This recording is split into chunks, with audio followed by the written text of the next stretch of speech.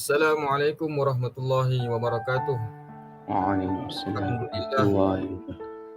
syukur kepada Allah Subhanahu Wa Taala kerana memberi keizinan kepada kita pada hari ini, pada malam ini, untuk sama-sama kita berkumpul dan juga sama-sama akan kita bincangkan seperti yang dipetugaskan kepada kita dalam projek akhir Tarikh Tarsyid ini, dengan tajuk yang cukup menarik telah diberikan kepada kita, dan sama-sama akan kita bincangkan dan mengulaskan serba sedikit tentang prinsip yang dipegang oleh 3 golongan yang dikategorikan menolak as-sunnah dan pengaruhnya kepada umat Islam di negara kita, iaitu di Malaysia. Baiklah, sebelum kita memulakan perbincangan, marilah sama-sama kita memperkenalkan diri terlebih dahulu. Nama saya Muhammad Zaidi bin Muhammad Amin dari kelas DSI 1A. Seterusnya. Nama saya Muhammad Fariswati bin Syam dari kelas DSI 1A. Seterusnya saya Saiful Arman bin Saidi daripada kelas DSI 1A. Seterusnya saya Muhammad Nazim bin Mahad dari kelas DSI 1A. Okey, selesai. Baiklah, hari ini ada 3 soalan yang akan kita bincangkan. Soalan yang pertama iaitu golongan yang menolak keseluruhan hadis. Soalan yang kedua ialah yang akan kita bincangkan iaitu golongan yang menolak hadis yang diriwayatkan daripada sebahagian sahabat dan mengambil riwayat sahabat yang sealiran dengan mereka sahaja. Dan seterusnya soalan yang ketiga ialah golongan yang menolak hadis ahad dan hadis yang tidak terdapat di dalam Al-Quran. Baiklah, sebelum itu saya ingin berkongsikan serba sedikitlah apa itu sunnah. Sunnah itu dari segi bahasa ialah perjalanan hidup atau perilaku baik yang terpuji maupun yang tercela. Dari segi istilah pula ialah sunnah wal jemaah ialah sesuatu yang diamalkan oleh Nabi kita Nabi Muhammad SAW yang merupakan perbuatan peribadi maupun perilaku setelah baginda SAW dilantik menjadi Rasul. Dalam hal ini, amalan sunnah merupakan perbuatan Nabi Muhammad SAW untuk memenuhi kehendak Allah Subhanahu Wa Taala dalam kitab suci Al-Quran. Baiklah, dalam meniti topik kita pada hari ini dapat kita ungkitkan beberapa kumpulan yang menentang pegangan as-sunnah. Antaranya yang jelas adalah golongan anti hadis, yakni mereka yang menolak keseluruhan hadis. Persoalannya, apakah pandangan kalian kepada golongan anti hadis ini? Mohon saudara Nazim berikan penjelasannya. Bismillahirrahmanirrahim. Baiklah, apabila kita menyebut mengenai anti hadis ini, sudah jelas di mana anti itu membawa maksud menolak, melarang, boikot dan seumpamanya. Manakala hadis pula didefinisikan sebagai tradisi kenabian bermakna segala ajaran, perbuatan dan percakapan daripada Nabi Muhammad SAW. Maka jelaslah bahawa golongan anti hadis ini membawa maksud golongan yang menolak keseluruhannya hadis dan hanya mengikut Al-Quran sahaja.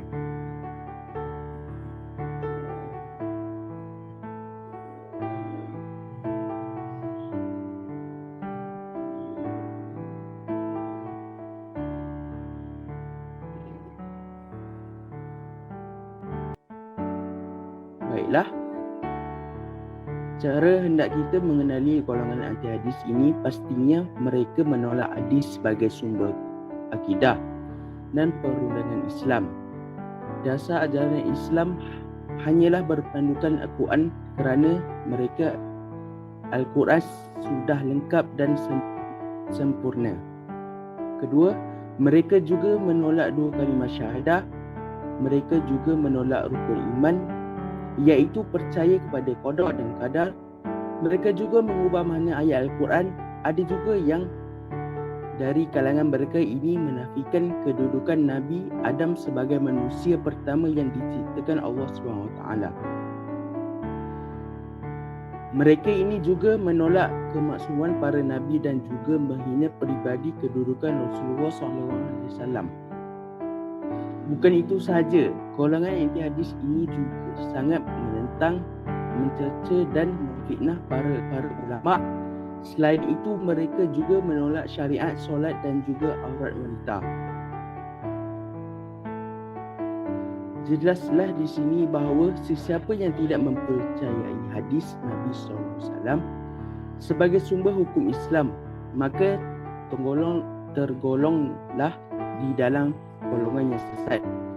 Inilah yang dikenali sebagai kelompok golongan anti hadis.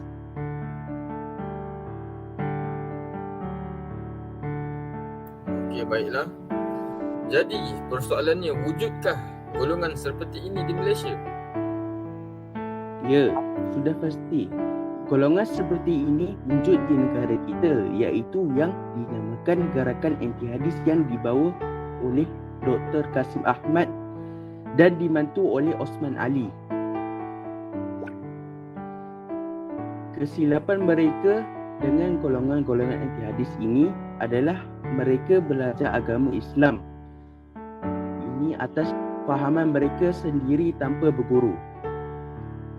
Mereka hanya belajar dengan membaca buku dan terjemahan sahaja.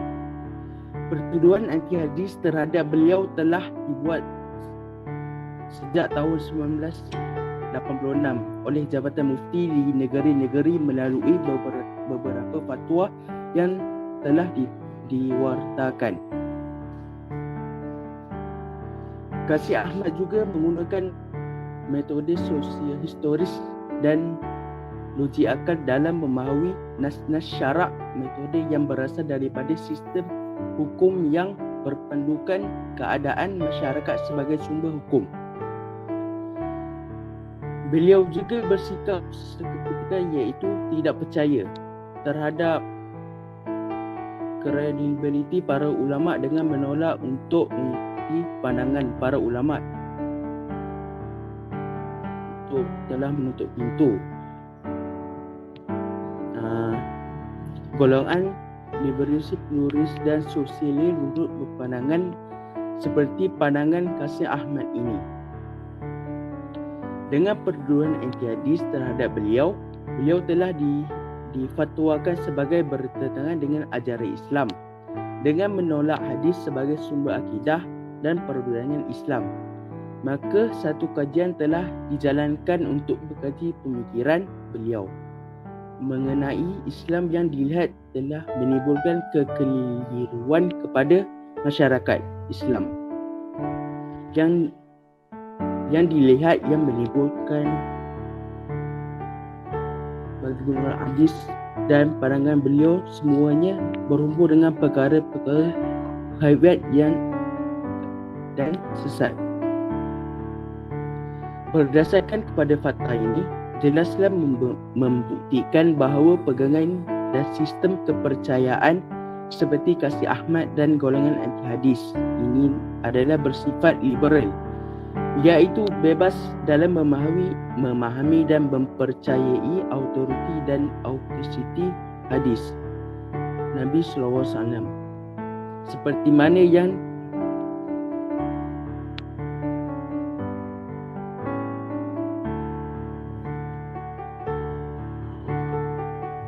berkembang mengikut zaman dan dilukis oleh sekelompok umat Islam. Berguru dan bertuankan berdasarkan kepada perkembangan yang berlaku di dunia Islam seperti Indonesia dan Malaysia. Okey, baiklah. Jadi, pada pendapat kalian, adakah golongan ini akan memberi pengaruh yang kuat kepada umat Islam di Malaysia ini? Mohon beri penjelasan. Ya, sudah tentu, terutamanya kepada mereka yang masih tiada dan kurangnya ilmu pengetahuan mengenai kesahihan Al-Quran dan juga hadis. Tambah pula sekarang kita berada di dunia akhir zaman, di dunia yang moden, di mana semua maklumat yang hanya terletak di ujung jari sahaja. Apatah lagi diberikan kebebasan kepada masyarakat kita untuk mencari maklumat, mencari pengetahuan, mencari kepastian apa yang dirawi oleh mereka. Hal ini pasti akan memberikan info yang tidak tepat, yang salah, yang tidak sahih kepada mereka yang masih tiada dan kurangnya ilmu pengetahuan.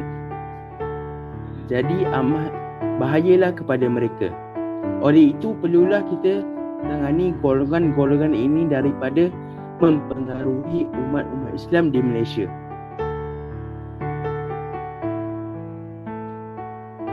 Okey, baiklah. Terima kasih diucapkan dan cukup jelaslah apa yang telah dikongsikan sebentar tadi. Jadi bukan golongan anti hadis ini sahaja yang menentang as-sunnah, malah ada juga golongan yang menolak hadis yang diriwayatkan oleh sebahagian sahabat dan hanya mengambil riwayat sahabat yang sealiran dengan mereka sahaja. Seperti yang kita tahu, mereka ini adalah golongan yang sesat, iaitu Syiah. Jadi bolehkah saudara Saiful terangkan dan jelaskan dengan lebih lanjut mengenai golongan Syiah ini? Silakan. Okey, baiklah. Assalamualaikum warahmatullahi wabarakatuh. Secara bahasa asalnya, Syiah berasal dari kata Syiah. Syiah yang berarti mengikut, mendukung atau kelompok, sedangkan secara istilahnya adalah sebahagian kaum muslim yang dalam bidang spiritual dan keagamaannya yang berujuk kepada memuji Sayyidina Ali secara berlebihan, kerana mereka beranggapan bahawa Ali yang lebih berhak menjadi khalifah pengganti Nabi Muhammad sallallahu alaihi wasallam. Namun ketika peristiwa kematian Sayyidina Husain bin Ali, pengaruh Syiah semakin meluas, lalu dikenali sebagai satu fahaman dan mazhab yang telah menyentuh mengenai akidah. Oleh itu, sebahagian fahaman dan fatwa ganjil yang diperkenalkan oleh golongan Syiah sehingga membawa percanggahan dalam masalah akidah dan pelbagai masalah dalam usul fiqh. Pada asalnya, mereka ni ingin mempertahankan Ahlul Bait, namun semangat kecintaan tersebut telah diseleweng oleh beberapa orang yang sesat yang dibawa masuk melalui para munafik. Syiah pula terbahagi kepada beberapa bahagian. Yang pertama ialah Syiah Imamiyah. Dinamakan Syiah Imamiyah kerana yang terjadi dasar akidahnya adalah persoalan imam dalam melantik dan beriman kepada mereka, yakni Ali berhak menjadi khalifah bukan hanya kerana kecekapan atau kemuliaan akhlaknya, tetapi juga kerana ia telah ditunjuk nas dan pantas menjadi khalifah, pewaris kepemimpinan Nabi Muhammad sallallahu alaihi wasallam. Tentang hak Ali dan keturunannya untuk menduduki jawatan khalifah telah ada sejak Nabi wafat, iaitu dalam perbincangan politik di Saqifah Bani Sa'idah. Puak ini juga merupakan puak yang paling utama lah dalam Syiah. Puak ini juga dikenali sebagai Ar-Rafidah kerana ingkar dan menolak kelayakan Sayyidina Abu Bakar, Sayyidina Ali dan Sayyidina Uthman sebagai khalifah selepas kewafatan Rasulullah sallallahu alaihi wasallam. Selain itu juga puak ini dikenali sebagai Isna Asyriyah kerana berpendapat bahawa imam-imam 12 mereka ni maksum sebagaimana kemaksuman Rasulullah sallallahu alaihi wasallam, yakni terpelihara daripada melakukan dosa. Secara tidak langsung mereka ni juga menyamakan para imam mereka dengan para nabi. Fahaman dan akidah mereka ini dipegang oleh Khomeini dan pemimpin-pemimpin Syiah ni berada di Iran sehinggalah kini. Kumpulan Syiah ni yang seterusnya ialah Syiah Zaidiyah yang diasaskan oleh Zaid bin Ali Zainal Abidin yang merupakan cicit kepada Ali bin Abi Talib. perbezaan mereka dengan ahli sunnah wal jamaah ialah mereka berpendapat bahawa pelaku dan pendosa besar berada di dalam keimanan dan kekufuran. Selain itu, mereka juga berpendapat bahawa setiap perbuatan manusia adalah dilakukan oleh manusia, bukan Allah Subhanahu wa taala. Okey, baiklah. Seperti mana yang kita tahu, di negara kita ada ramai agamawan, ustaz-ustazah, agensi berkaitan agama, pakar rujuk agama. Malah tokoh agamawan tersohor juga ramai. Namun ajaran sesat ini masih lagi berkembang. Kenapa? Jadi apakah faktor utama yang mempengaruhi ramai masyarakat kita yang masih terjebak dengan ajaran sesat ini? Mohon beri penjelasannya. Okey, dia begini. Faktor utama mengapa ramai masyarakat kita masih terjebak dengan ajaran sesat adalah kerana kejahilan dan kekurangan ilmu agama dalam diri. Golongan ini lebih suka mencari agama dengan jalan yang mudah, mahukan sesuatu yang tidak diajar. Maksud yang tidak diajar adalah seperti perkara yang jarang kita dengar. Jadi oleh pendakwah yang bertauliah, akibatnya mereka terjerumus dalam mengenali seorang guru yang bersifat palsu. Selain itu, wujud juga segelintir masyarakat pada hari ini yang sangat mudah terpesona dengan pemakaian serta tutur kata sehingga tidak menilai kata-kata seseorang itu sama ada ianya benar atau sebaliknya. Jika ini jadi ini amat bahayalah. Orang lebih mudah tergoda dengan kata-kata lembut daripada individu berkenaan, sedangkan kata-katanya itu memberi maksud yang sangat buruk.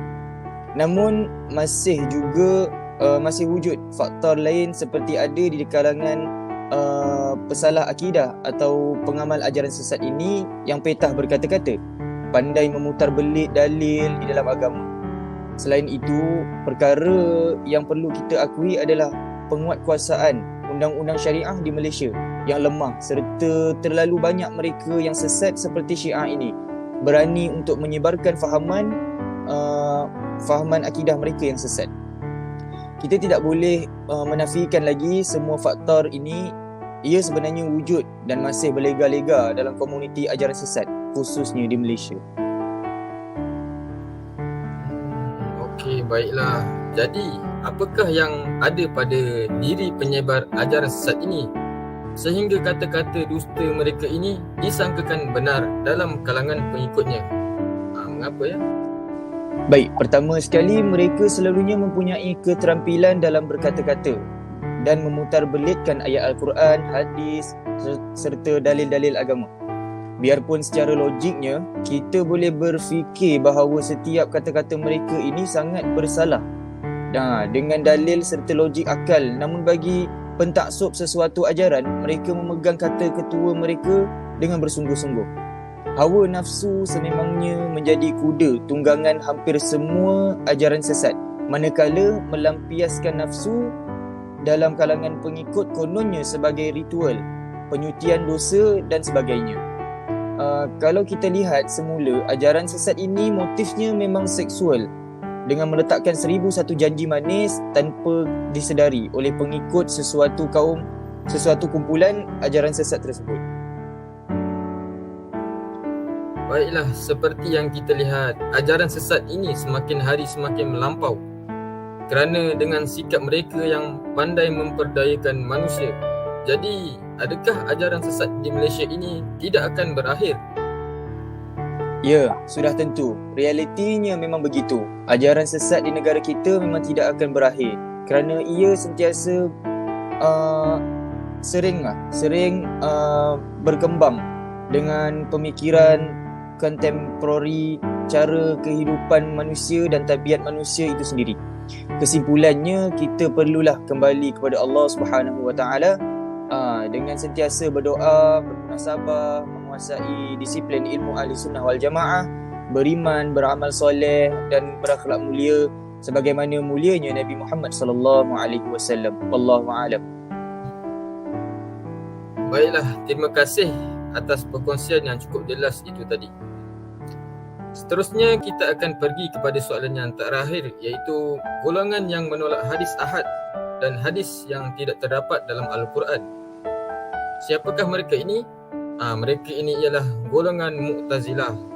Sebelum itu saya akan terangkan serba sedikit mengenai hadis ahad. Apa itu hadis ahad? Hadis ahad secara bahasanya ialah ahad atau wahid yang berarti satu. Maka khabar ahad atau khabar wahid adalah satu berita yang disampaikan oleh satu orang. Adapun syarat dimaksudkan dengan hadis ahad adalah hadis yang tidak memenuhi syarat-syarat hadis mutawatir. Mutawatir pula menurut bahasa berarti mutatabi', yakni yang datang secara berturut-turut dengan tiada ada jaraknya. Bila ditinjau dari terminologi hadis, mutawatir adalah hadis yang diriwayatkan oleh banyak orang, yang menurut adat mustahil mereka bersepakat untuk berdusta. Jumlah banyak itu sejak awal sanad sampai akhirnya, dengan syarat jumlah itu tidak berkurang pada setiap tingkatan sanadnya. Begitulah ceritanya. Baiklah, itu sahaja daripada saya. Seterusnya saya akan serahkan kepada Fahmi untuk menceritakan mengenai siapakah mereka yang menolak hadis ahad ini. Dipersilakan. Okey, bismillahirrahmanirrahim. Assalamualaikum. Golongan yang menolak hadis ahad ini ialah golongan Mu'tazilah, di mana mereka ni, golongan Mu'tazilah ini muncul pada awal abad ketiga Hijrah. Pada waktu ini menjadi satu titik permulaan perdebatan dan perbezaan pandangan mengenai tidak masuk akalnya hadis sebagai dasar sumber ajaran Islam, khususnya terhadap hadis ahad. Perbezaan hadis antara yang ahad dan mutawatir belum muncul pada zaman Rasulullah dan para sahabat. Para sahabat mereka menerima hadis dari seseorang yang meriwayatkan kepada mereka setelah jelas status dan kredibiliti penyampainya. Perbezaan tersebut baru muncul pada zaman tabi'in dan sesudahnya menurut Ibnu Hazm 450 Hijrah.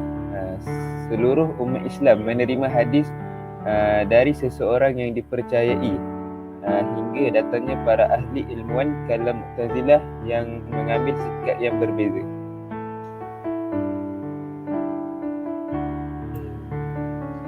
Baiklah, apa prinsip yang dipegang oleh golongan Mu'tazilah ini ya?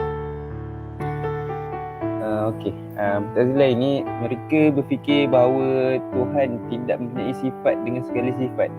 Namun Tuhan itu bersifat sangat adil dan harus membalas setiap apa kebaikan yang dilakukan oleh seseorang. Mereka juga menyatakan bahawa Al-Quran ini bukan qadim. Selain itu, mereka percaya yang kita tidak akan melihat Tuhan sama ada di dunia maupun di akhirat kelak. Mereka ini lebih kepada penggunaan akal daripada nakal. Nakal di sini bermaksud dengan nas-nas dan apa-apa yang tak sesuai dengan akal mereka. Pada mereka, akal itu benda yang benar, manakala nas itu perkara yang tak pasti kesahihannya, sama ada ia betul atau tidak. Mereka ini memang sesatlah, kerana akal manusia ini bersifat terhad. Prinsip mereka ni pula, mereka ni berpendapat bahawa hadis ahad itu tidak boleh memberikan sebuah satu ilmu yang pasti atau meyakinkan. Sementara kesimpulan hukum berdasarkan akal menurut mereka adalah pasti, sehingga boleh dijadikan acuan dalam hukum syariat. Dengan alasan itu, menurut mereka hukum akal harus didahulukan dari hadis ahad secara mutlak, baik dari segi persoalan akidah maupun ibadah. Bahkan dalam masalah akidah, mereka menolak seluruh hadis ahad secara keseluruhannya, dengan alasan bahawa mereka ni bahawa persoalan akidah harus dibangun melalui sumber yang bersifat mutlak dan pasti, bukan berdasarkan sumber yang bernilai seperti hadis ahad. Menurut Mu'tazilah, hadis ahad tidak boleh dikategorikan sebagai sunnah kecuali dalam sebuah konteks pengenalan dan tentunya setelah diketahui relevannya dengan akal. Oleh sebab itu, menurut akal tidak boleh disebutkan misalnya macam Rasulullah bersabda, namun harus disebutkan, diriwayatkan oleh Nabi. Akibat dari semua itu, mereka yakni kaum Mu'tazilah menolak banyak sekali persoalan akidah yang bersumber dari hadis ahad, seperti tentang siksa kubur, mengimani adanya telaga Nabi SAW, adanya sirat, mizan. Yang ni mizan tu timbangan untuk amal perbuatan, syafaat dan masalah melihat Allah di akhirat. Mereka juga menolak banyak hukum-hukum syariat yang sah dengan alasan bertentangan dengan akalnya dan bercanggah dengan Al-Quran, iaitu atau berlawan dengan hadis-hadis lain.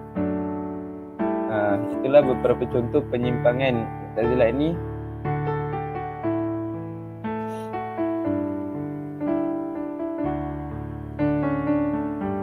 Yang disebutkan oleh Ibnu Qutaibah, antara tokoh Mu'tazilah yang mengingkari dan tidak menerima hadis ahad baik dalam masalah akidah maupun hukum syar'i adalah Abu Hasan Al-Khayyat. Begitu juga dengan Abu Huzail Ali Al-Jubai. Penolakan terhadap kehujahan hadis ahad tidak hanya terjadi kepada masa klasik, iaitu zaman era Mu'tazilah sahaja. Kalangan modernis juga melancarkan syubhah yang sama, iaitu menolak kehujahan hadis ahad. Kalau pada masa klasik, penolakan terhadap hadis ahad dipelopori oleh kaum Mu'tazilah, maka di abad moden ini dipelopori oleh Muhammad Abduh Mahmud Betut, Muhammad Abu Zahra, Abu Rayyah, Ahmad Amin dan lainnya. Secara ringkas, sumber pengetahuan yang dimasukkan Mu'tazilah adalah proses bagaimana golongan ini mengutamakan akal berbanding nas-nas syarak. Dengan kata lain, menjadikan akal sebagai pemutus dan tidak tunduk pada hukum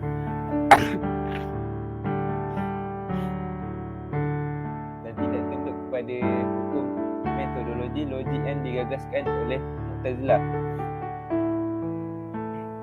Mu'tazilah ini juga terdiri daripada dua objektif. Yang pertama, bertujuan membersihkan akal fikiran daripada sebarang ikatan dan kebiasaan.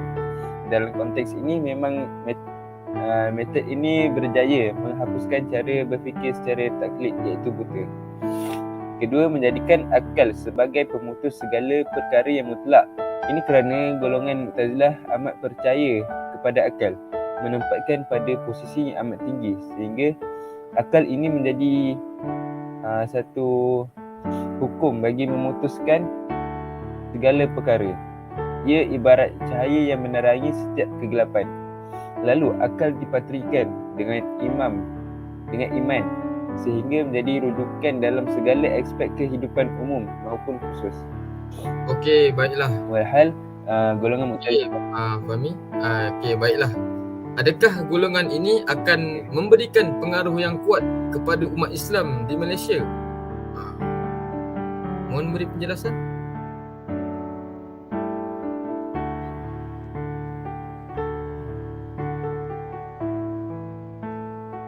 Saudara Fahmi? Apa dia? Boleh ulang balik tak?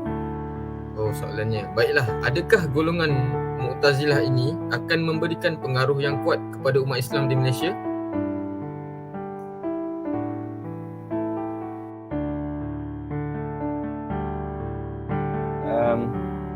Ya, sudah pasti. Sebaliknya, Mu'tazilah atau dengan kata lain Al-Qadariyah dan juga aliran rasionalis lain yang bersependapat dengan mereka dalam konteks masyarakat Islam di Malaysia dianggap sebagai bukan sebahagian daripada umat Islam, seperti yang dapat dilihat dalam kenyataan berikut. Kitab Jawi consider the Mu'tazil or all Qadarites heretics and the curse of Allah is on them. Justru, segala bentuk dan hasil pemikiran mereka sangat sukar untuk diterima dan dibenarkan. Walaupun kelihatan dalam konteks perkembangan pemikiran Islam masa kini, khususnya di Asia Tenggara ataupun secara tegasnya di alam Melayu. Aliran ini dikatakan telah muncul kembali dengan nama Neo-Mu'tazilah dan mempunyai para pengikut yang agak ramai, termasuk juga orang-orang yang bersimpati terhadap mereka, termasuklah di Malaysia sendiri. Berdasarkan apa yang telah dibincangkan mengenai latar belakang dan pemikiran Mu'tazilah sebentar tadi, dapat difahamilah bahawa Mu'tazilah ini dia merupakan satu golongan pemikiran yang terpengaruh dengan tradisi luar Islam. Golongan ini jelas mendewakan akal dan mengutamakan berbanding nas-nas Al-Quran dan As-Sunnah. Pemikiran sebegini secara langsung dan tidak langsung bersesuaian dengan seruan sesetengah kelompok Islam modernis progresif masa kini yang kononnya mahu mereformasikan ajaran Islam yang didakwa jumud.